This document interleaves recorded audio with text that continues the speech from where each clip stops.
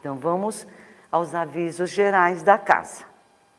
Favor não estacionarem os veículos em frente às garagens na rua sem saída ao lado. Procurem chegar pelo menos 10 minutos antes das palestras.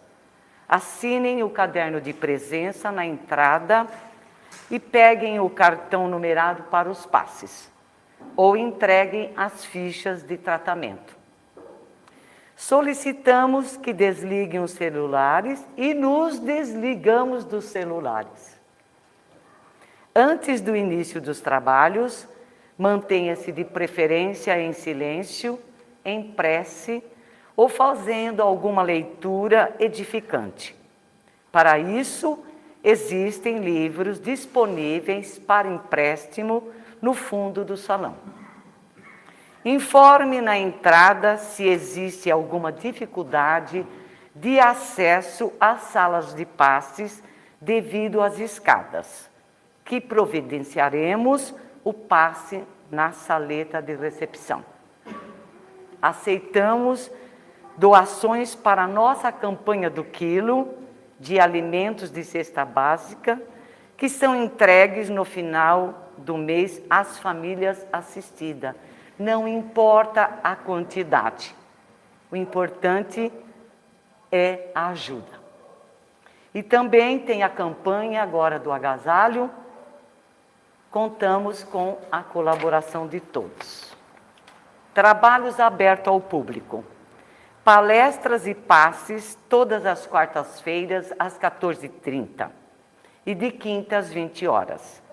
COEM, curso de orientação e educação mediúnica. De segunda-feira, curso noturno às 20 horas. Evangelização infanto-juvenil. Todas as quintas-feiras às 19h50.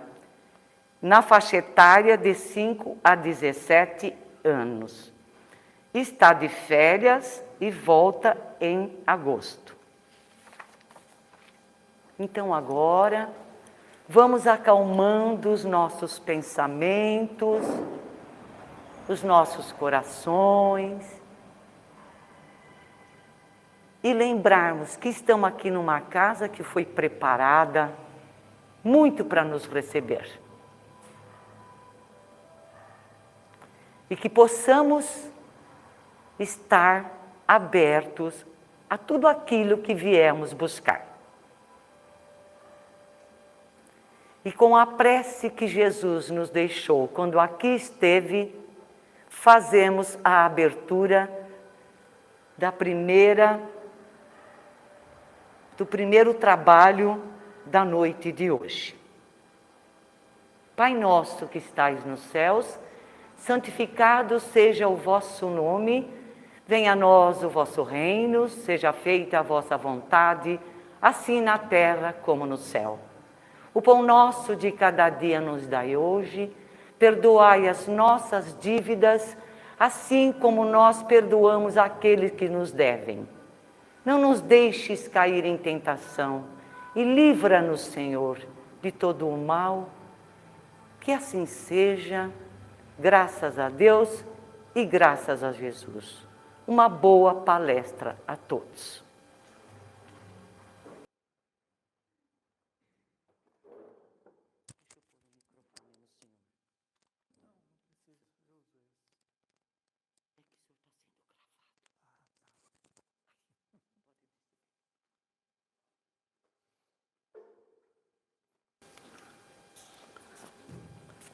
Boa noite a todos.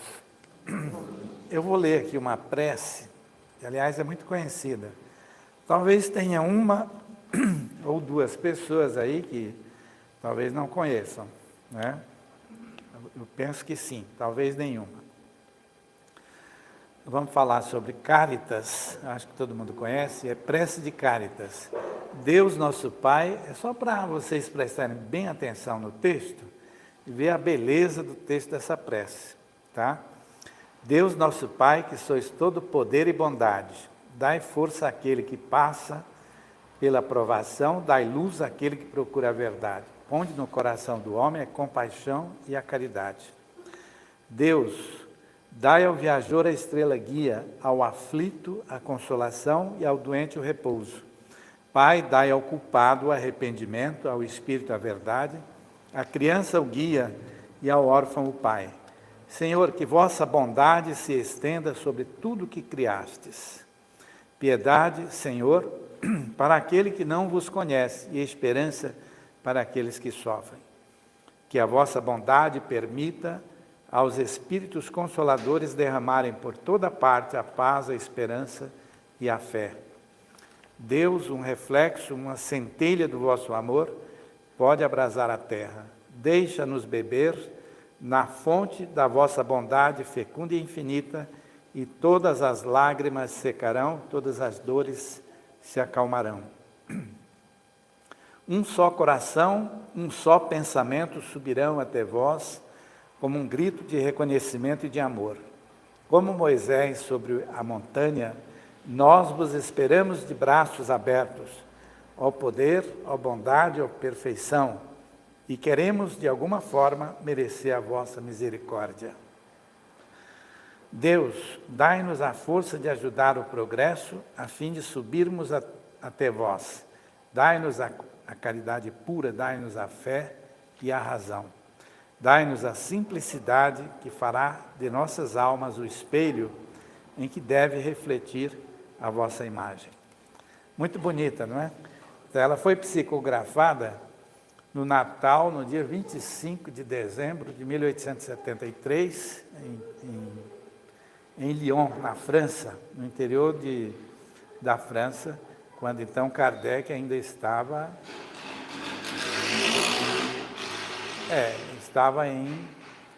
em Paris, né, fazendo as pesquisas da doutrina dos espíritos.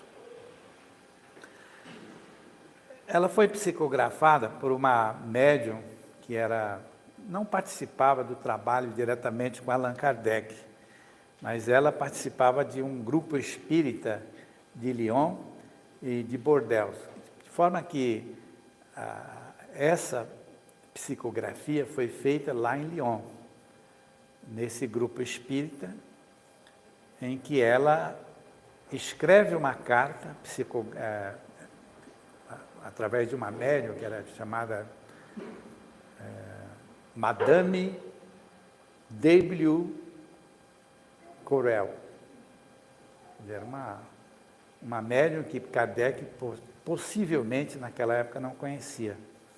E ela psicografou essa mensagem e Kardec recebeu. Kardec, nessa ocasião, estava elaborando a Revista Espírita. Nós sabemos que foi Kardec quem escreveu a Revista Espírita, ele sozinho. Ele quis colocar um colaborador, mas os espíritos pediram que ele mesmo escrevesse a Revista Espírita, que hoje é traduzida no Brasil, são cerca de 12 ou 13 volumes, muito interessantes, onde lá ele escrevia muitas coisas. Mas nessa ocasião, Kardec, através da Sociedade Parisiense de Estudos Espíritas, que é, digamos, o primeiro centro espírita que foi fundado em Paris, ele fez uma doação. Aliás, os colaboradores juntaram-se e fizeram uma doação para os operários pobres de Lyon. E essa psicografia, essa carta que foi recebida de um espírito que se assinou Caritas, chegou a Paris, enaltecendo a caridade, as iniciativas de Allan Kardec, da sociedade, e, portanto, agradecendo aquele benefício oculto. Kardec ninguém havia feito comentário algum sobre isso. E ela fez, portanto, essa carta de gratidão. Então, Kardec achou muito interessante o seu nome, muito engraçado, interessante, muito bonito, Caritas. Bom, hoje a prece de Caritas é muito conhecida no ambiente espírita em todo o Brasil. E às vezes surgem dúvidas, muitas pessoas ficam em dúvida, será que é um homem, será que é uma mulher? Quer dizer, se lermos o Evangelho segundo o Espiritismo, às vezes podem surgir dúvidas com relação a isso. Mas, antes que a gente entre mais no assunto sobre quem seria essa moça que se assina como Caritas, O nome dela é Irene, é muito conhecida, é Santa Irene, da Igreja Católica, onde há uma comemoração anual, tanto no Ocidente quanto no Oriente. E é 5 de abril de todos os anos se faz uma comemoração muito festiva com relação a essa entidade. Agora, ela sofreu muito as perseguições contra os cristãos. Agora, antes que entremos no assunto mais diretamente, vamos falar alguma coisa sobre essas perseguições. Todo mundo sabe que os cristãos sofreram grandes perseguições, não é isso? Se fala muito das perseguições que foram impetradas pelo Império Romano, não é isso? Então, hoje os analistas, os escritores, analisando tudo aquilo que foi escrito sobre isso, eles nos garantem de que na modernidade, ou seja, nos tempos posteriores ao Império Romano, morreram muito mais pessoas por amor ao Evangelho de Jesus do que durante o período de mais de 200 anos consecutivos, onde morreram cerca de, no máximo, 6.500 pessoas que tiveram que dar a vida por amor ao Evangelho. Portanto, no que consistia essa perseguição? Quais os motivos? A perseguição em si é uma pressão psicológica e física, com agressões muito graves de ordem física e assassinatos. Naquele tempo eles queimavam vivo as pessoas, eles davam para os leões famintos africanos comerem as pessoas nos espetáculos de Roma. Isso durante as perseguições que ocorreram, as 10 grandes perseguições, das quais se ouve falar muito em 4 grandes perseguições, mas os Espíritos nos garantem que foram 10. E essas perseguições se iniciaram no ano 48, quando a história convencional nos garante que foi no ano 50. No ano 48, até o ano 313, quando então foram extintas as perseguições diretamente aos cristãos. Agora, as perseguições que os cristãos sofrem ainda nos dias atuais, nós sabemos através dos meios de comunicação. São muitos países que perseguem e muitos que dão a vida, talvez um pouco diferente. Naquele tempo existia o politeísmo romano, incrementado pelo politeísmo, por exemplo, da Grécia, onde houve a miscigenação cultural e deu origem a um politeísmo com milhares e milhares de deuses, com nomes diferentes daqueles que eram habituais lá na Grécia. Então, nunca uma cultura se transfere totalmente, 100% de um lugar para o outro. Com essa mistura de costumes, sempre ocorre aquilo que se sedimenta mais na mente das pessoas, que recebem, portanto, essas influências filosóficas. E aí, então, as perseguições eram mais para fazer com que aqueles que se transformavam, aliás, se tornavam cristãos, porque eram adesão em massa de pessoas que aderiam ao cristianismo, era bem diferente de hoje. Então, era a esperança daqueles que eram oprimidos pelo Império Romano.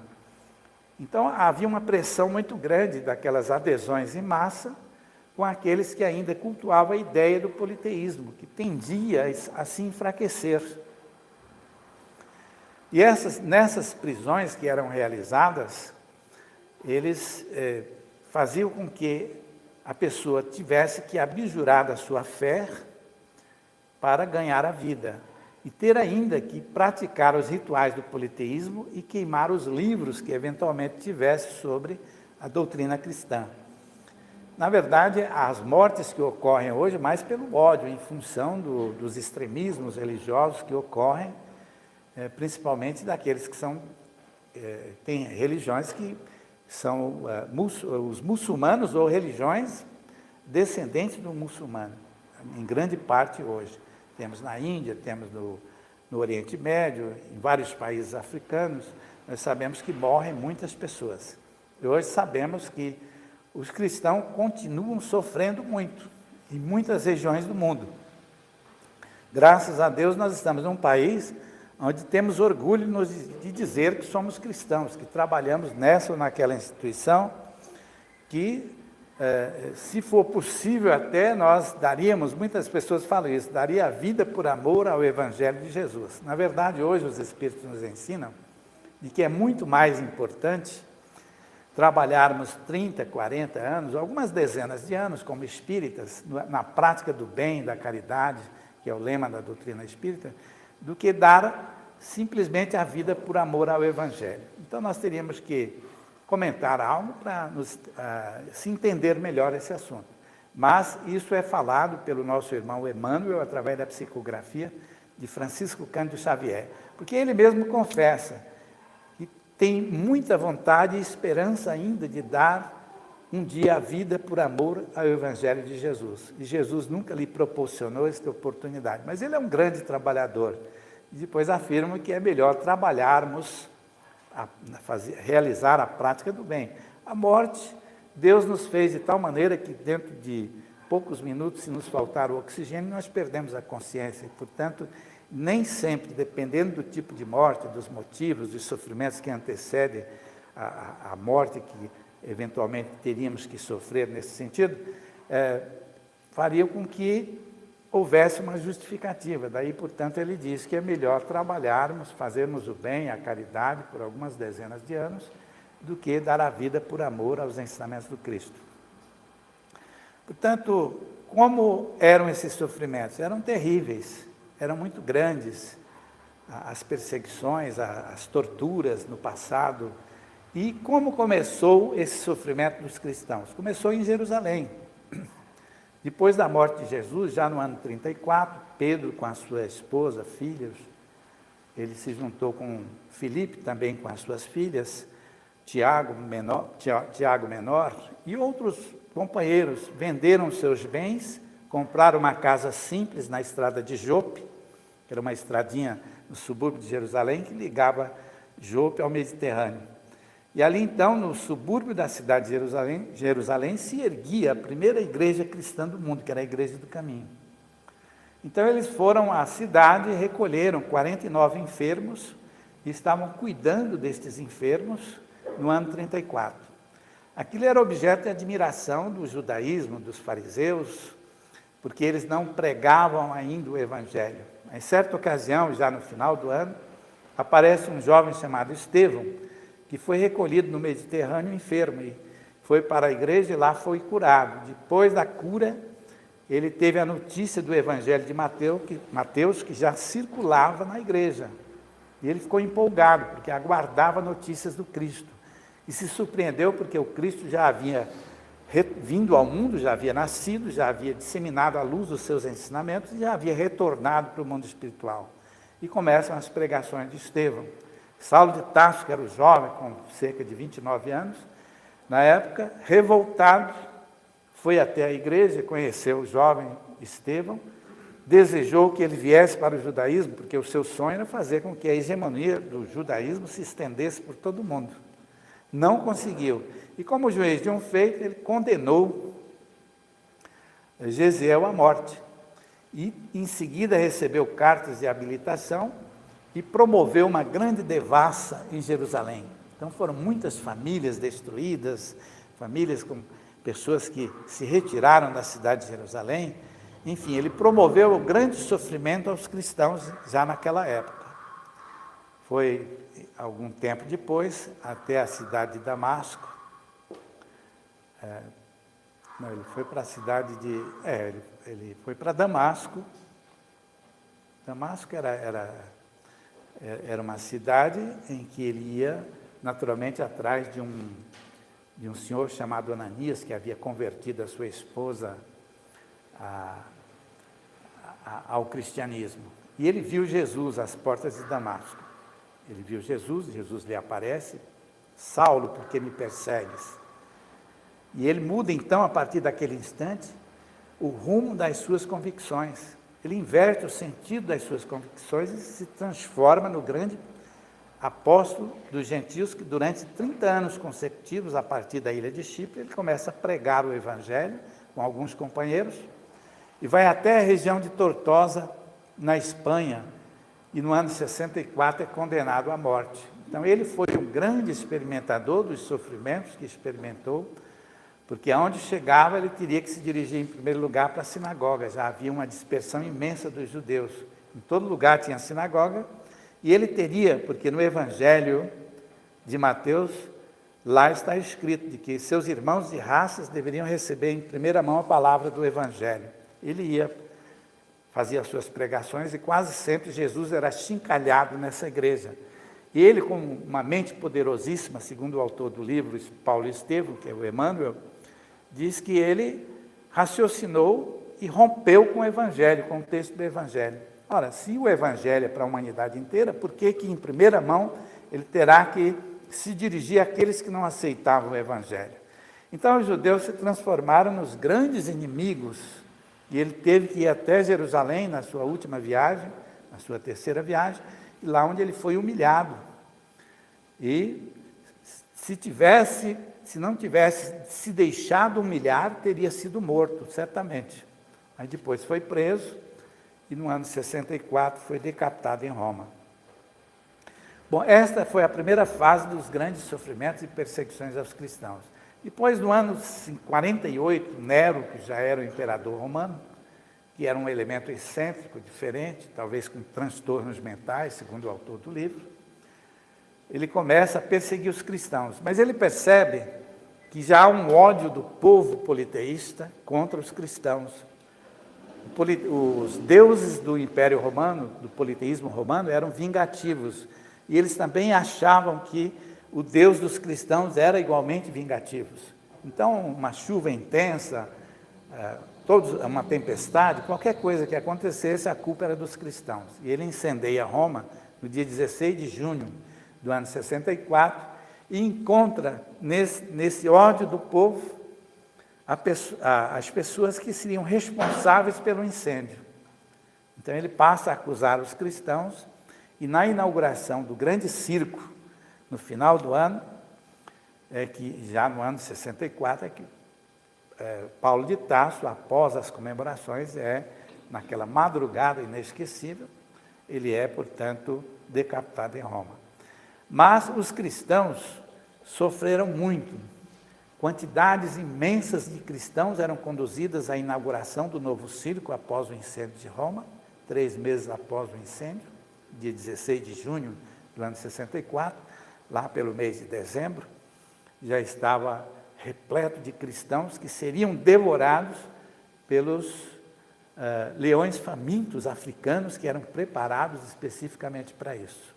Portanto, houve muito sofrimento. Então, nisso consistia os grandes sofrimentos. Depois, na sequência de imperadores romanos, até o ano 313, quando ocorreu o grande Edito de Milão, nós sabemos que é o documento que pôs ao fim as perseguições aos cristãos, que nós tivemos um pouco de liberdade como cristãos no mundo. E os sofrimentos que nós conhecemos até os dias atuais se iniciaram a partir das novas comunidades que foram se formando por elementos que, com a explosão demográfica, formavam os novos países que hoje nós conhecemos. E aí, então, nessa ocasião, o sofrimento era intenso. Exatamente no ano 303, que se inicia o governo de Diocleciano, que é considerado o mais sanguinário de todos do Império Romano. Exatamente naquele ano em que na Tessalônica, a região da Grécia Antiga, que já havia sido evangelizada pelo apóstolo Paulo, havia uma moça chamada Irene. E a Irene, então, juntamente com a sua irmã, Irene, no escrito de Kardec fez um pequeno livro, que é Preces do Evangelho segundo o Espiritismo, onde lá ele colocou a prece de Cáritas, e ele diz que Irene era imperatriz, mas nós não temos absolutamente nenhuma informação do tempo em que ela era imperatriz. Mas ela tinha 2 irmãs, que era Ágape e Quilônia. Então, as 3 se viram diante do sanguinário Diocleciano, com as perseguições intensas, e seriam presas, e provavelmente seriam queimadas vivas. Então, Irene fugiu para as montanhas, levando os livros, a Bíblia, etc. Levou todos os livros que tinha, onde elas eram já pregadoras do Evangelho, disseminadoras das lições do Cristo, herdeiras daqueles que aprenderam com as igrejas domésticas, fundadas na região pelo apóstolo Paulo, algum tempo atrás, e ali então, empolgadas, receberam a notícia de que o governador, que era também um elemento que tinha poderes para instituir o sofrimento, que seria destinado àqueles que não abjurassem, portanto, a sua crença nos deuses romanos, começaram as perseguições e ela fugiu para as montanhas, levando os livros, enquanto as suas irmãs foram mortas, condenadas, porque não abjuraram da fé que tinham em Jesus e no Evangelho do Cristo. E, portanto, elas deram a sua vida por amor aos ensinamentos de Jesus. Ela foi encontrada logo no dia em que as suas irmãs foram queimadas. E, da mesma maneira, foi despida, colocada a vergonha popular diante de todos, e depois foi levada a um prostíbulo para ser violentada, e por um milagre, por uma bênção de Deus, entre aspas, ela naturalmente não foi tocada por quem quer que seja, mas teve que ser queimada viva, porque não abjurou da sua fé em Jesus e no Evangelho. É a Santa Irene, aquela que é tão cultuada quanto no Ocidente, quanto no Oriente. É esta que psicografou esta mensagem, esta prece de Cáritas, e escreveu, assinou como Cáritas, ou Carita, quer dizer, pode ser no singular ou no plural. Portanto, esta jovem foi mais uma daquelas que deu a sua vida por amor ao Evangelho, porque foi presa e foi obrigada, para ganhar a liberdade, ter que praticar os rituais, dar alimentos aos deuses do Império Romano, que eram milhares, com nomes diferentes dos deuses da antiga Grécia. E aí ela não abjurou da sua fé e foi morta naquela ocasião. Allan Kardec faz algumas referências a esse espírito, que na verdade não trabalhou diretamente com médiuns da confiança do codificador, mas de grupos espíritas lá de Lyon. Segundo os estudiosos, os pesquisadores, eles dizem que praticamente tudo foi escrito em bordel, mas se sabe que a prece de Cáritas foi psicografada no Natal de 1873, em Lyon, quando Kardec então recebe esta carta, enaltecendo as atitudes da Sociedade Parisiense de Estudos Espíritas. Portanto, sabemos que a doutrina dos Espíritos nos ensina de que a base do Espiritismo é fora da caridade não há salvação. É o bem que se possa praticar, é o amor que se destina aos nossos semelhantes. E cada um de nós, quando se propõe a aceitar o Evangelho de Jesus, com certeza absoluta, nós teremos momentos de provações, momentos de provas decisivas para que a nossa fé seja sustentada. Por exemplo, alguém que prega o Evangelho, que nem o José Maria Pontes e Silva, certo? Há 45 anos, pregando os ensinamentos de Jesus, os ensinamentos espíritas. Não pense que tanto ele quanto os outros, aqueles que pregam o Evangelho, não passam por situações em que terá que refletir de que não podem abjurar da sua fé no Cristo. Porque se eu falar ou repetir em todas as palestras determinados ensinamentos, em dado momento, eu terei que experimentar aquela situação numa circunstância, num ambiente social, num ambiente familiar, que irá surgir para que eu seja testado. Então, isso ocorre com todos aqueles que exemplificam o Evangelho de Jesus, não somente aos oradores, não somente aos divulgadores, através da palavra ou da escrita, mas todos aqueles que penetram a casa espírita e que têm que, às vezes, dar o exemplo da sua vida para os seus filhos, para os seus vizinhos, para os seus companheiros no ambiente de trabalho, para os amigos, as pessoas onde quer que se encontrem.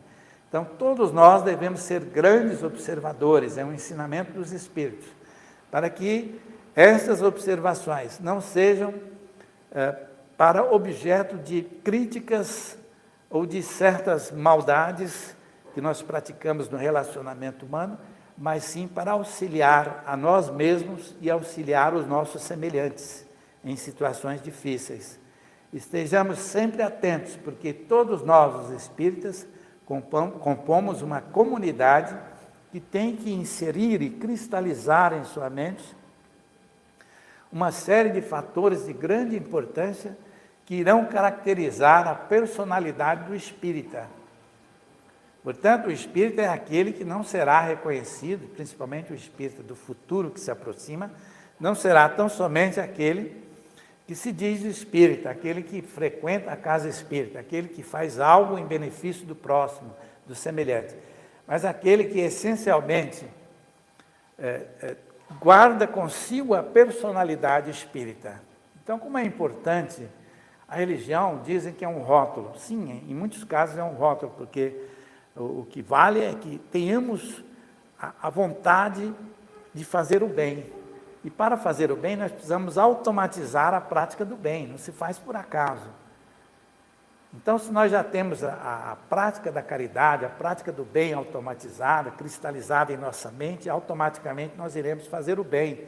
E a religião passa a ser um rótulo. Mas será que é importante nos juntarmos com aqueles que pensam como nós, no ambiente espiritista, para gerarmos falanges de trabalho para o futuro que se aproxima, no trabalho na seara de Jesus? É de grande importância.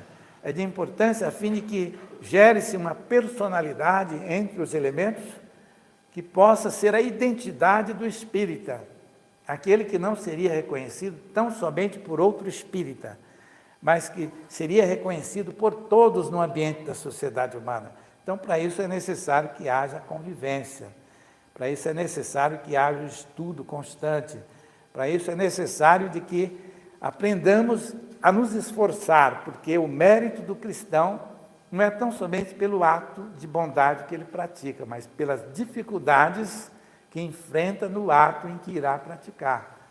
Portanto, vamos ficar muito atentos, nos transformarmos em grandes observadores, para que no momento das nossas provações, no momento em que tivermos que estarmos decididos a não abjurar o nome do Cristo, o nome do Evangelho, o nome de Deus, em favor da doutrina dos Espíritos, nós sejamos capazes de nos erguer sem medir consequências. Era assim que Jesus agia. Muita gente diz, mas o Cristo falava isso, falava aquilo, quando deveria agir e falar de outra maneira. Na verdade, Jesus simplesmente se exprimia, falava o que sentia, sem medir consequências.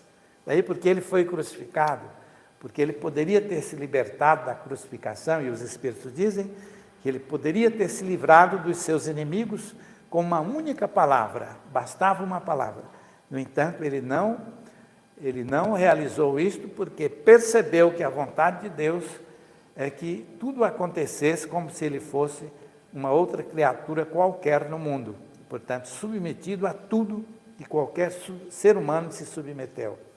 E, portanto, estejamos atentos na doutrina dos Espíritos, para que criaturas como Cáritas, Santa Irene, que é cultuada na Igreja Católica em todas as regiões do mundo, seja como, por exemplo, Alta de Souza, Madre Teresa de Calcutá, então, nós temos Irmã Dulce aqui no Brasil. Então, todos esses espíritos são poucos, porque nós podemos contar em nossos dedos o número de espíritos realmente elevados que exemplificam o Evangelho de Jesus.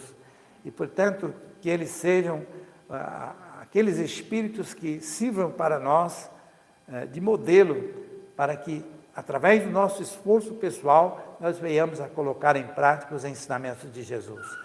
E, tal como Alta de Souza, que nós sabemos que não era conhecida, em Macaíba, no interior do Rio Grande do Norte, era uma poetisa extraordinária que deixou um único livro escrito, se não for a doutrina dos Espíritos, se não fosse a enfatização do seu nome através da obra de Francisco Cândido Xavier, ninguém a conhecia, porque ela não era ligada ao personalismo, ela tinha uma inteligência espetacular. Enquanto Kardec estava planejando a codificação, ela estava sofrendo tuberculose e, portanto, agindo como verdadeira cristã, e nos deixou uma obra extraordinária, e esses são os exemplos que Jesus nos deixa, como Cáritas e Alta de Souza, a fim de que a sociedade em que vivemos, que é heterogênea, que é formada por elementos de diversos níveis morais, de diversos níveis intelectuais,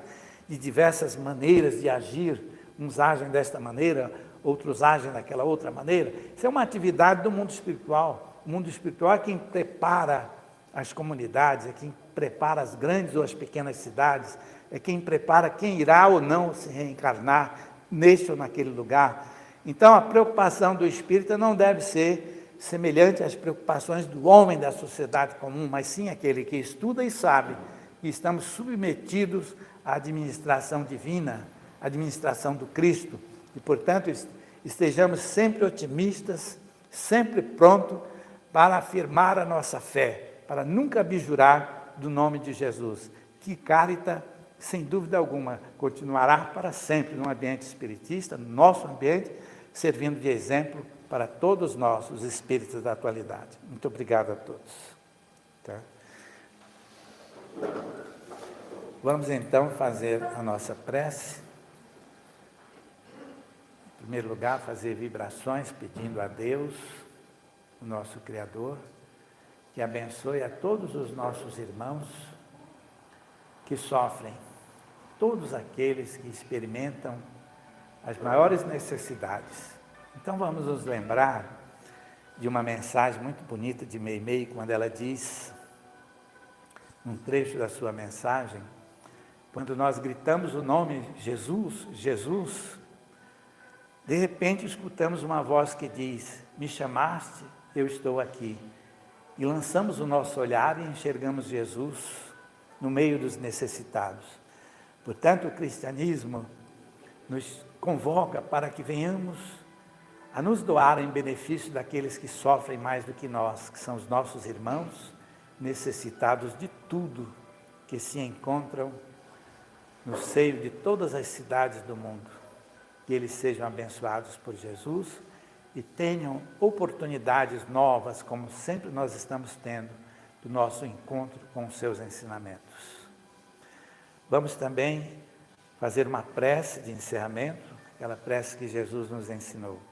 Pai nosso que estais nos céus, santificado, Senhor, seja o vosso nome. Venha a nós o vosso reino. Seja feita a vossa vontade, assim na terra como nos céus. E o pão nosso de cada dia, dai-nos hoje e sempre. Perdoai as nossas dívidas, assim como nós perdoamos àqueles que nos têm ofendido. Não nos deixeis cairmos em tentações, mas livrai-nos, Senhor, de todos os males, que assim seja. Graças a Deus. Quem quiser ver alguma coisa sobre Cáritas, na Revista Espírita de 1862, de 1864, 65 e 66. É só procurar e encontra algumas coisas faladas por Kardec. Muito obrigado.